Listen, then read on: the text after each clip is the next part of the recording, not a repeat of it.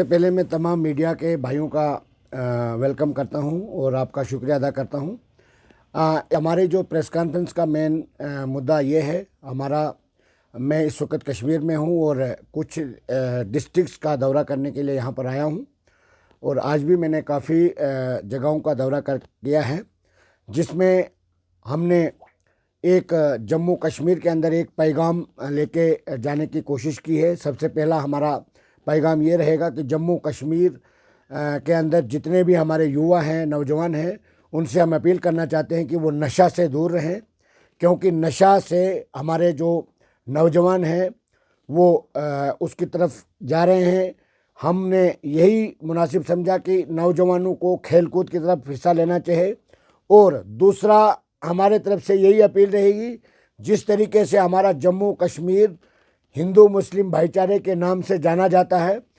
उसको कायम रखना आज के नौजवानों के ऊपर यह जिम्मेदारी आयद होती है। हम यही अपील करना चाहेंगे कि जम्मू कश्मीर के अंदर हिंदू मुस्लिम भाईचारा जिस तरीके से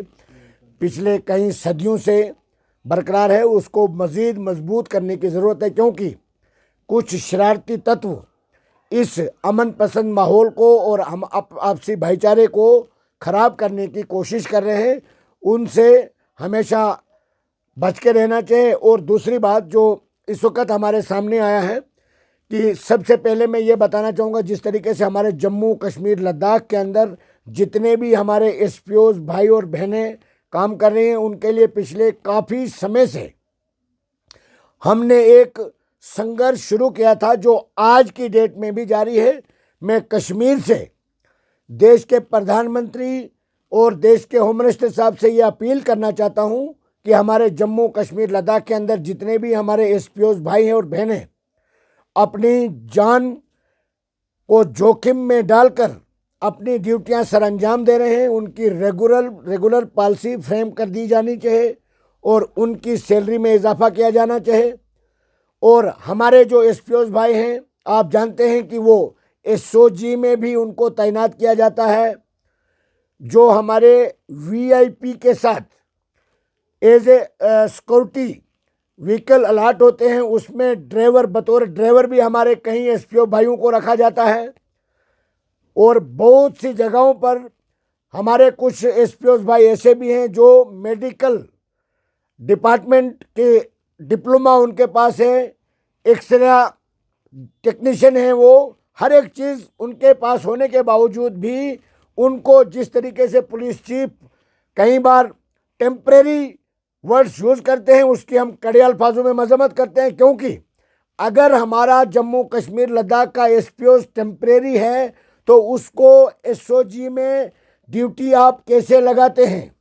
किसी वीआईपी के साथ उसको एज ए पीएसओ कैसे ड्यूटी लगाते हैं, जब वो टेम्परेरी है आपके नज़रों में, तो इतनी महत्वपूर्ण जिम्मेदारियां आप उनको कैसे देते हैं। जब इनकी बेनिफिट की बात आती है तो उस वक्त आप इनको टेम्परेरी कह देते हो। जब इनसे सर्विस लेने की बात आती है तो सबसे पहले हमारे जम्मू कश्मीर लद्दाख के एसपीओ को भेजा जाता है। इसलिए हम अपील करना चाहेंगे आपके माध्यम से देश के होम मिनिस्टर साहब से, देश के प्रधानमंत्री साहब से और स्पेशली जम्मू कश्मीर के लेफ्टिनेंट गवर्नर साहब से कि वो इन मुद्दों के ऊपर ज़ाती तवज्जो दे और हमारे जम्मू कश्मीर लद्दाख के एसपीओ की रेगुलर पॉलिसी फ्रेम करने में मज़ीद देरी न की जाए और इनकी सैलरी में फौरी तौर पर इजाफा किया जाए। और दूसरी बात, जो हमारे डिसंगेज एसपीओज हैं, जिसके लिए मैंने कई बार होम मिनिस्टर साहब के कार्यालय में, प्रधानमंत्री साहब के कार्यालय में और ऑनरेबल हाई कोर्ट में इस वक्त पिटीशन भी हमने फाइल की है। हम ये भी डिमांड करते हैं कि जो डिज़र्व करते हैं हमारे डिसंगेज एसपीओज भाई, उनको भी, क्योंकि उन्होंने भी काफ़ी अहम योगदान दिया है अपनी सर्विस के दौरान और आज वो किसी और जगह पर जॉब नहीं कर सकते। इसलिए हम ये भी अपील करना चाहेंगे कि उनकी डिसंगेज एसपीओज को भी तुरंत बहाल किया जाना चाहिए। यही हमारा मेन मुद्दा है। और दूसरा, जम्मू कश्मीर के अंदर हमारे लेफ्टिनेंट गवर्नर साहब की तरफ से कुछ ऐसे आर्डर इशू किए जा रहे हैं जो हमारे जम्मू कश्मीर के युवा के कैरियर के साथ खिलवाड़ किए जा रहे हैं। जैसे आपने सुना होगा कि कुछ ही दिन पहले हमारे जो तमाम डिपार्टमेंट्स में जिन बच्चों ने अप्लाई किया था, उन पोस्टों को वापस लिया गया और कुछ आर्डर ऐसे किए गए हैं जहां पर भी आप कोई भी मकान या कोई भी अपनी कंस्ट्रक्शन करना चाहोगे तो उसके लिए आपको परमिशन लेनी पड़ेगी। इससे यह साबित होता है कि जम्मू कश्मीर के लेफ्टिनेंट गवर्नर साहब को मिसगाइड किया जा रहा है, वो ज़मीनी हक़ाइक़ से उनको दूर रखा जा रहा है। दूसरा, जम्मू कश्मीर के अंदर जो लोग मकानों से महरूम हैं,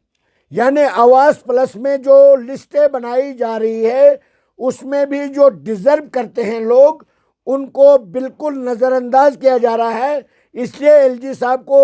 चाहिए कि वो तमाम डिस्ट्रिक्ट्स के डीसी साहिबान को ये हिदायत जारी करे, जो आवास प्लस में जिन लोगों के लिए जो गवर्नमेंट ऑफ इंडिया की स्कीम है 2022 तक तमाम बेरोजगार, तमाम जिनके पास घर नहीं है, उन सबको मकान देने का जो गवर्नमेंट ऑफ इंडिया ने वादा किया था, आज की डेट में भी जो डिज़र्व करते हैं लोग, उनके नाम लिस्टों से गायब हैं। ये भी हम अपील करना चाहेंगे, क्योंकि जम्मू कश्मीर पहले ही काफ़ी परेशानियों से जूझ रहा है, ऊपर से कोविड महामारी की वजह से लोग परेशान हैं, और जम्मू कश्मीर के एलजी एडमिनिस्ट्रेशन की तरफ से जो युवा के लिए आए रोज़ फैसले किए जा रहे हैं, उस पर भी जम्मू कश्मीर के एलजी साहब को नज़रसानी करनी चाहिए। और उसकी अहम ज़रूरत है कि सबसे पहले हमारा जम्मू कश्मीर के हमारे लोगों की सबसे बड़ी बदकिस्मती ये है कि आज की डेट में जम्मू कश्मीर जो है वो यहाँ की जनता जो है अपने आप को लावारस समझती है, और यहाँ पर जिस तरीके से बाकी जगहों पर हर 10 साल के बाद डिलिमिटेशन होती है और यहाँ पर काफ़ी अरसे के बाद हुई,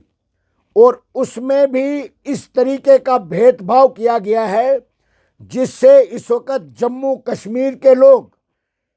यहाँ तक मैं आपकी जानकारी में बताना चाहूँगा कि बरसर इक़्तिदार पार्टी के लोग भी प्रोटेस्ट कर रहे हैं। इससे यह साबित होता है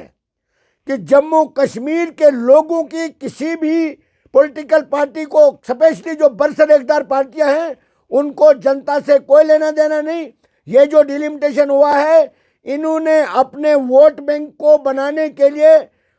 कहीं के लोग कहीं जगहों को जोड़ दिया है, जो सरासर नाइंसाफ़ी है, क्योंकि इस पे